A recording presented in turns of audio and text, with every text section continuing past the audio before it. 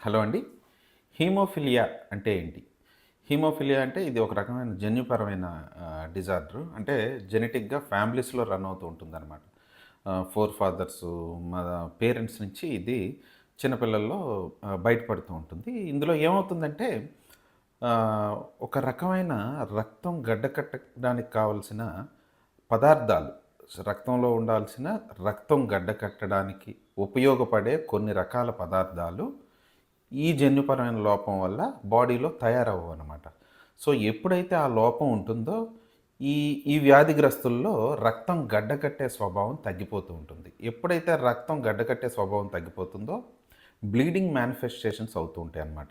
సాధారణంగా మన శరీరం ఏదో ఒక డ్యామేజ్‌కి గురవుతూ ఉంటుంది కదా! పరిగెడుతున్నప్పుడు గానీ, దెబ్బలు తగిలినప్పుడు గానీ, ఏదో రకంగా గురవుతుంది. అప్పుడు లీక్ అయిన రక్తం గడ్డ కట్టే గుణం ఉంటుందనమాట. ఇవి హీమోఫిలియాలో ఏమవుతుందంటే, ఆ గుణం కోల్పోవడం వల్ల వాళ్ళకి ఎక్కువ బ్లీడింగ్ మేనిఫెస్టేషన్స్ వస్తూ ఉంటాయి.